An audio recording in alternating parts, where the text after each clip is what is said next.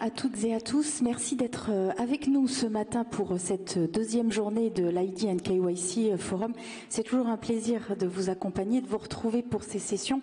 Et donc, on poursuit nos échanges, puisque hier, on a effectivement bien remis à la fois le client, le citoyen, le consommateur au cœur des usages du numérique et donc au cœur des mutations technologiques. Et là, on va revenir avec notre invité sur comment l'identité numérique peut notamment améliorer le quotidien du citoyen. Plusieurs sujets donc avec Eric Salobir, président de la Human Technology Foundation. Eric, merci beaucoup d'avoir accepté notre invitation et d'être avec nous. Alors peut-être quelques mots pour nos invités. La Human Technology Foundation a réalisé des travaux, notamment un groupe de travail avec Project Liberty, et vous avez notamment focalisé votre attention sur 4 verticales: la protection de l'enfance, la santé, le vote en ligne et puis la responsabilité dans la création de contenus synthétiques. Et là, vous l'avez compris, on parle forcément d'intelligence artificielle et de l'IA générative. On va y revenir. Effectivement, dans chacun de ces travaux, vous avez aussi regardé comment l'identité numérique pouvait être un vecteur porteur, protecteur pour notamment les plus vulnérables. Et on va y revenir peut-être avec le premier point d'attention. Et je sais que c'est un sujet qui est très important pour vous, Eric, la protection des mineurs notamment. Et on l'a vu d'ailleurs, c'est ce que Guy nous rappelait hier en préambule, où effectivement on voit une exposition de plus en plus importante des mineurs, d'ailleurs parfois vraiment très jeunes, à des contenus qui peuvent être évidemment... Alors des contenus qui sont pas appropriés, préjudiciables, voire dangereux. Certains chiffres sont quand même éloquents. 2,3 millions de mineurs ont d'ores et déjà consulté des sites pornographiques, et nous parlons d'enfants de 12 ans. Ce qui doit quand même soulever quelques questionnements, en tous les cas nous inquiéter, surtout nous inviter à agir.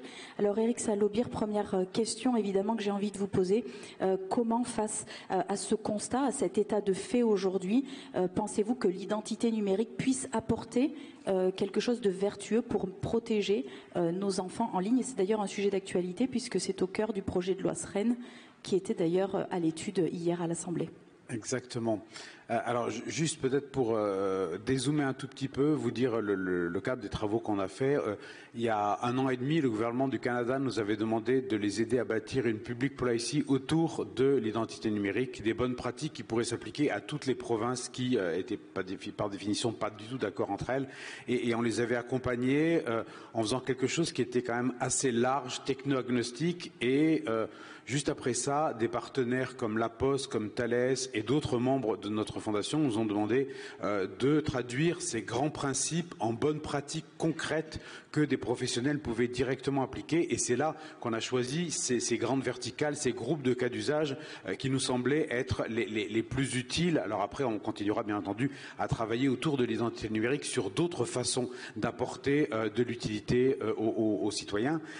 Et pour répondre à votre question, moi, je pense que quand on parle des enfants en ligne, en fait, il y a 3 grands types de risques. Le premier, effectivement, c'est l'accès à des contenus complètement inappropriés. Alors, vous parlez de 12 ans, malheureusement, pour les garçons. En France, ça commence à être à partir de 6 ans. On n'imagine pas trop comment c'est possible, mais c'est possible en utilisant le téléphone du grand frère ou dans la cour de récréation, etc. Et donc, effectivement, ça veut dire une exposition à la sexualité bien avant qu'émerge une affectivité correspondante. Donc, ça pose un problème de structuration personnelle. Ça pose une autre difficulté, c'est que ça leur donne l'impression que finalement, être nu devant une caméra, c'est à peu près normal. Et la moitié des contenus pédopornographiques sont fournis par les enfants eux-mêmes sans aucune contrainte, tout simplement parce qu'ils ont l'impression que tout le monde fait ça. Et là, inutile de vous dire que les pédophiles se régalent. Et donc, ça, c'est une première difficulté. L'autre difficulté, elle n'implique pas d'adultes. C'est lorsque des enfants vont harceler d'autres enfants en ligne.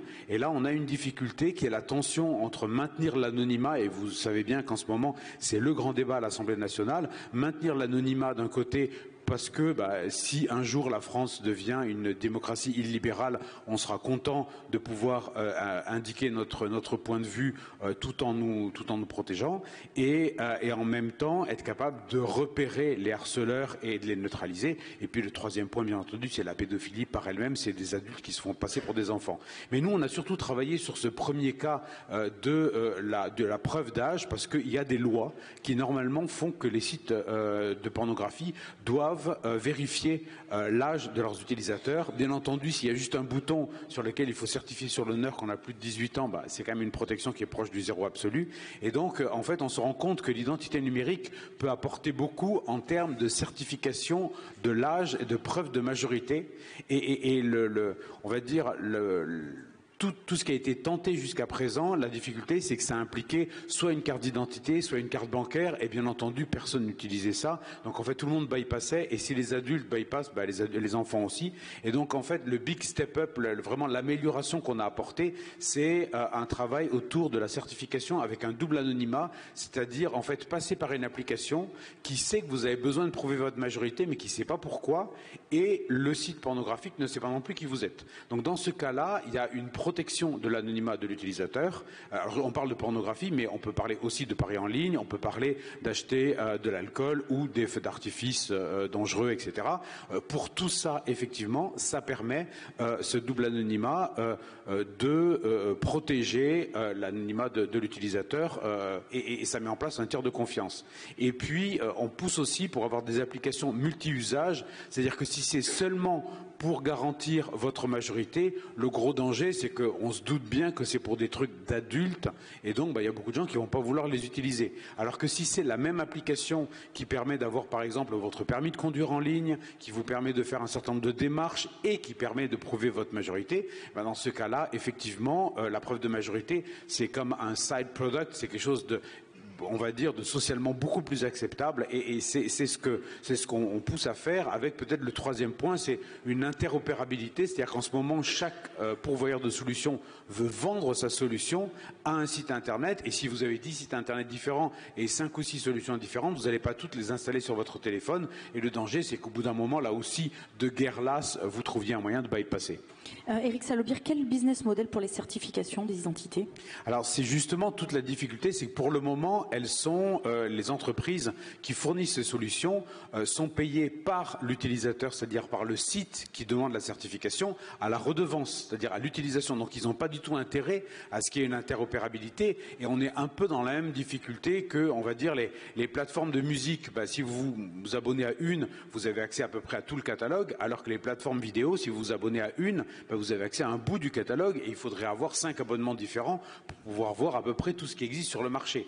Et d'où les difficultés que rencontrent les plateformes vidéo, c'est qu'en fait, la compétition paradoxalement, par certains aspects, peut s'avérer toxique. Et donc nous, on pousse plutôt à un business model qui soit multi-usage, une espèce de délégation de services publics à des tiers de confiance, et ça pourrait en partie être financé par le gouvernement. Et bien entendu, ce ne serait pas seulement sur la question de la preuve de l'âge, mais ce serait sur l'ensemble des services que ça pourrait rendre aux citoyens. Et là, de l'argent public pourrait être investi. Autre sujet toujours au cœur de l'actualité, nos données de santé. Comment l'identité numérique, selon vous, selon les travaux que vous avez réalisés, pourrait permettre à la fois de protéger ces données de santé, de les rendre évidemment accessibles à la bonne personne dans le temps imparti. On sait que le temps peut parfois changer beaucoup de choses, notamment dès lors qu'il s'agit effectivement de l'état de santé d'une personne, mais aussi en termes de gouvernance. Alors, la donnée de santé, elle est complexe parce qu'elle est multiforme. C'est-à-dire que d'un côté, il y a vos radios, vos scanners, etc., le contenu de vos analyses. Et puis, moi, j'ai une montre connectée et elle recueille des données de santé. Et 70% des données de santé sont des données non cliniques. Donc, c'est-à-dire qu'ils ne sont pas dans le système de santé. Et donc, en fait, elles n'ont pas le même degré, on va dire, de sensibilité. Et la question, c'est de savoir comment est-ce qu'on connecte tout ça. Et il y a plusieurs types d'utilisateurs. C'est-à-dire, il y a moi qui veux savoir combien de pas je fais par jour. Il y a mon médecin qui a besoin d'avoir la vision de la plus panoramique possible de mon état de santé, de façon à pouvoir poser le diagnostic. Ah, mais vous m'aviez pas dit que, vous savez, la fameuse question, est-ce que vous faites du sport? Est-ce que vous consommez de l'alcool? Ça, c'est à un moment, il y a du déclaratif, mais il y a aussi de la donnée qu'on peut récupérer. Et puis, il y a cette question de l'urgence, c'est-à-dire que d'un côté, on veut protéger nos données de santé et on a envie d'avoir la main, par exemple, les avoir sur son téléphone de façon complètement sécurisée. Le problème, c'est que si je suis renversé dans la rue, que je suis inconscient et que je ne peux pas débloquer mon téléphone, comment est-ce que les équipes du SAMU vont pouvoir avoir accès au minimum requis pour savoir que j'ai une intolérance à tel médicament ou quel est mon groupe sanguin, par exemple.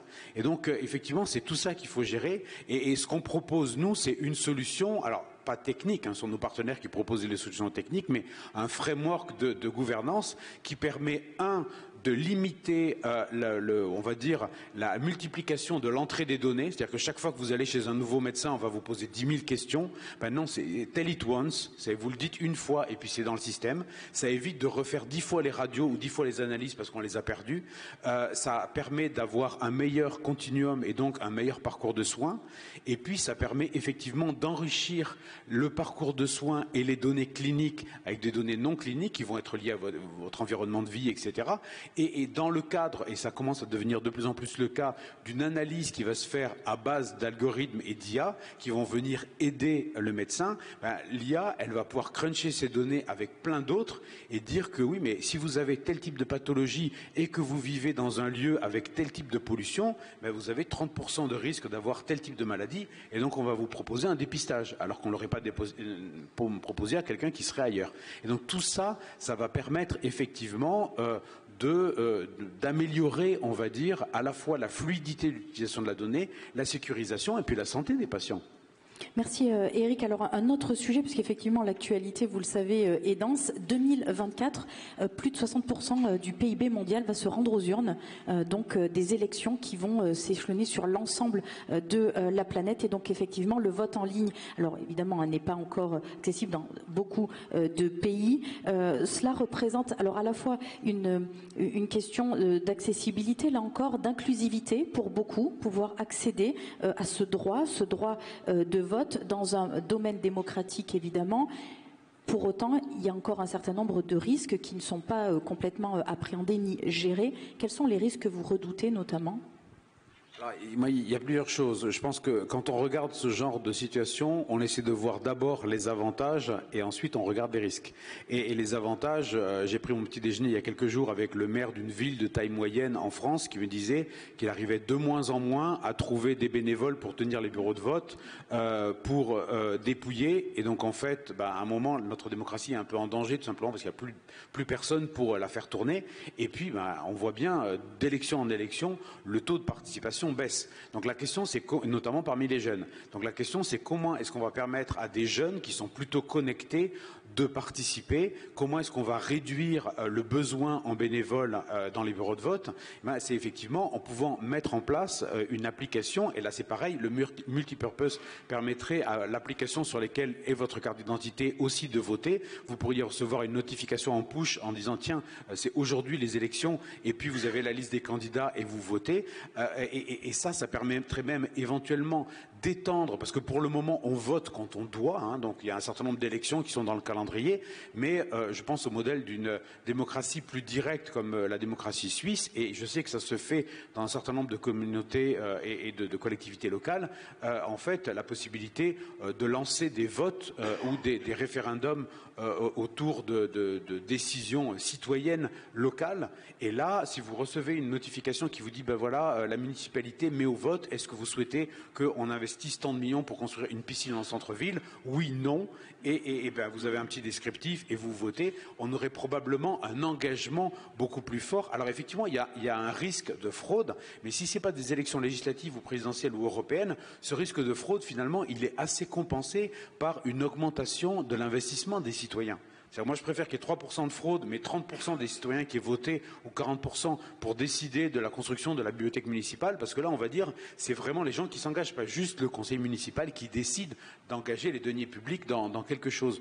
Donc ça, c'est toute la partie positive, et effectivement, les limites, bien entendu, c'est que tout le monde n'a pas accès au terminal, tout le monde n'a pas les compétences pour pouvoir utiliser ce genre d'outils, et donc il est évident que ça ne peut venir qu'en complément d'outils tangibles et de bureaux de vote où vont se rendre, par exemple, des personnes âgées ou des personnes qui sont moins favorisées, qui n'ont pas accès à ça. Ça, c'est la première chose. Et puis la deuxième, c'est qu'un téléphone, ce n'est pas un isoloir. Et donc, même si on sécurise complètement l'information de bout en bout, même si on la crypte, etc., on ne sera jamais sûr à 100% que la personne qui vote sur son téléphone, elle n'est pas soumise à des pressions, alors que normalement, une fois qu'on est dans l'isoloir, même si les parents, le mari ou que sais-je, exercent une pression forte sur une personne, la personne peut très bien décider de voter autre chose, et ça, personne n'en sait rien. Et donc, effectivement, là aussi, on prône l'utilisation de technologies, par exemple, qui utiliserait les deux caméras, donc la caméra frontale pour vous identifier et l'autre caméra, la caméra principale de l'appareil pour vérifier que vous êtes seul dans la pièce. Donc si vous êtes seul dans une pièce, ça devient un peu un isoloir. Et donc il y a des moyens de contourner ces difficultés et effectivement de faire en sorte que l'identité numérique contribue à une revitalisation de la démocratie et notamment d'une démocratie locale. Alors une dernière question, Éric Salaubière, et je l'ai évoqué tout à l'heure, sur l'intelligence artificielle. On ne peut pas ne pas en parler ici sur le InCyber Forum. Évidemment, l'intelligence artificielle générative et notamment la question qu'elle pose dans la protection des droits à propriété intellectuelle, notamment dans l'utilisation qui en est faite pour générer des contenus systématiques. Quel rôle voyez-vous aujourd'hui dans cette identité numérique? Comment est-ce que les technologies pourrait permettre d'avancer sur cette dimension? Alors là, c'est une verticale un petit peu différente parce que ça implique pas seulement l'identité numérique, mais si vous voulez signer, il faut d'abord vous authentifier. Il faut d'abord qu'on soit sûr que ce soit vous. Et donc, en fait, ce serait comme un side product, un élément supplémentaire. Mais effectivement, on voit de plus en plus maintenant qu'on a la difficulté de vérifier, d'authentifier les contenus soit générés par des IA ou avec l'aide d'IA, soit qui pourraient être transformés par des IA. Et la question, c'est, si vous êtes un journaliste et que vous recevez une dépêche Reuters, par exemple, est-ce que vous êtes certain, selon le type de canal, que la dépêche n'a pas été falsifiée entre-temps? Et ça prend un dixième de seconde, un millième de seconde. La même chose pour une photo, la même chose pour une vidéo. Et comment est-ce qu'on peut garantir ça? Et une bonne façon de le garantir, c'est effectivement d'utiliser des principes de signature électronique qui permettront ensuite de savoir que le mail que vous avez reçu, il y a un bandeau vert qui dit bien que c'est exactement à la virgule près ce qui a été envoyé. Donc ça, c'est très important parce que ça permet de sécuriser l'information dans on va dire, dans un temps de fake news où de plus en plus on voit bien que la confiance de l'opinion publique est en chute libre, même vis-à-vis des médias, parce qu'on voit bien que, en fait, ce qu'on voit, on n'est plus certain que ce soit la réalité, ce qu'on entend, on n'est plus certain que ce soit la réalité. Je peux tout à fait faire chanter à Edith Piaf du Daft Punk, c'est extrêmement facile maintenant avec une IA, et du coup, ça permettrait cette sécurisation, mais ça permettrait aussi une protection des droits d'auteur, parce que, effectivement, ça permettrait de signer et donc de garantir la propriété d'un contenu, et ça, c'est extrêmement important. Mais c'est vrai qu'on a, et c'est peut-être par ça que je terminerai, une problématique qu'on n'a pas réussi à craquer complètement, et cette problématique, c'est la tension qui existe entre, d'un côté, la volonté qu'on a au sein de l'Union européenne de protéger les droits d'auteur et donc de faire en sorte que les grandes plateformes qui entraînent des large models sur du contenu puissent rémunérer les fournisseurs et les propriétaires de ce contenu. C'est vrai que si quelque part Google vient scraper toute la presse locale et vous faire un digest qui va reprendre les éléments des articles, la presse locale ne touche pas d'argent et ne vend pas de publicité, et ça c'est un problème. Et en même temps, on voit que des pays comme le Japon ont fait le choix de donner un accès total pour l'entraînement à la totalité de leur contenu, pour faire en sorte que la culture japonaise soit vraiment représentée dans l'entraînement de ces modèles et que donc on n'ait pas des modèles qui soient majoritairement des modèles anglo-saxons et des modèles de culture nord-américaine. Je discutais avec un artiste d'origine nord-africaine, il me disait si j'essaie de créer un univers avec une inspiration nord-africaine sur Midjourney, c'est quasiment impossible. À un moment, ça ressemble automatiquement à Tatooine. En gros, je fais du Star Wars. Et c'est vrai qu'on a ce risque de créer avec l'IA une espèce de nouvelle tour de Babel qui parle essentiellement une langue et qui a essentiellement une culture. Et si nous, les Européens, on veut, et j'en discutais avec un certain nombre de membres du gouvernement qui travaillent justement sur cette question-là, de notre identité culturelle et de sa représentation au niveau international, et notamment de la francophonie, à un moment, il va falloir aussi qu'on accepte de partager un peu nos données. Merci beaucoup Éric Salobir, c'était un plaisir de vous avoir avec nous en ce début de journée. Un plaisir partagé, merci à tous. Merci beaucoup. Alors je vous invite bien sûr à rester et les échanges se poursuivent autour évidemment de l'intelligence artificielle et du KYC, comment optimiser vos parcours numériques, comment améliorer l'engagement client, et je vous laisse entre les mains de Mathieu Poitrimol. Très belle journée à toutes et à tous.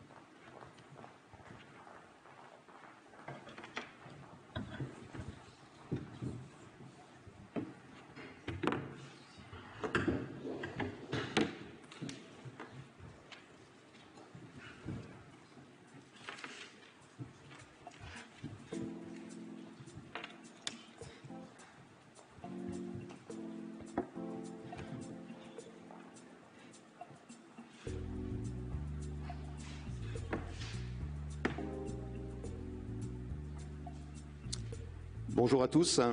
Je vous propose de commencer. Donc Mathieu Poitrimol, enchanté.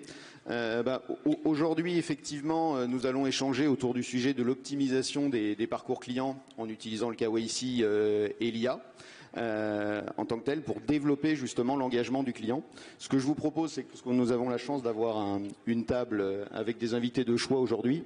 Je vais vous faire un petit tour de table rapide pour effectivement vous présenter nos différents participants et puis ensuite on rentrera dans le débat. Donc je commence. Donc Pierrick, donc tu es donc responsable chez Boursobank des programmes de transformation. Donc tu es notamment intervenu sur les sujets en fait liés au développement des paiements innovants, au crédit, à la gestion de la relation front to back, l'intégration de la clientèle ING de manière un petit peu plus récente, et puis par extension évidemment tous les parcours liés à l'entrée en relation, on y reviendra, utilisant on va dire partiellement l'IA dans certains cas à ce stade.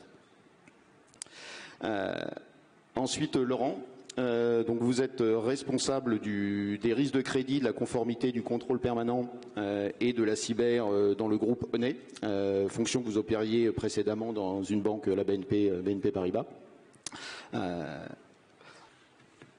Ensuite, donc Hervé, donc vous êtes CEO d'Archipel, donc plateforme d'identité décentralisée qui permet de vérifier, identifier, certifier donc l'identité à la fois des entreprises et puis des personnes physiques en s'appuyant sur une blockchain qui, on va dire, fonctionne avec des partenaires de confiance français tels que la Caisse des dépôts, la Poste, EDF, Engie ou Ingroup.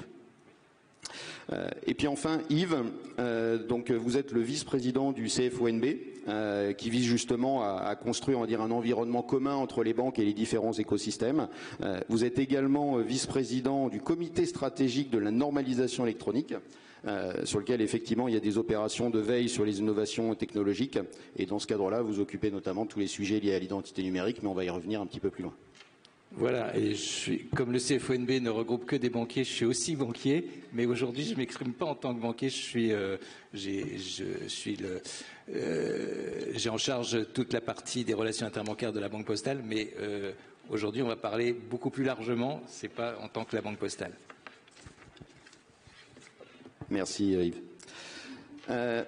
Du coup, donc le sujet d'aujourd'hui, en fait, c'est de s'interroger sur en quoi justement on a la capacité à optimiser les parcours clients en utilisant le KYC et l'IA pour développer l'engagement client. Alors, en introduction, parce que la question peut paraître un peu saugrenue, parce que utiliser le KYC pour développer, on va dire, l'engagement des clients, c'est-à-dire le fait qu'ils utilisent de plus en plus effectivement les services qu'on leur met à disposition, les applis qu'on leur met à disposition, la question peut paraître saugrenue puisque souvent effectivement le KYC peut être perçu en premier abord comme une sorte de contrainte. On sort effectivement de toutes les campagnes de remédiation, on sait bien que sur les parcours d'entrée en relation, le fait d'être en distant génère en fait des contraintes complémentaires. Donc c'est vrai qu'on peut s'interroger sur pourquoi justement cette question-là.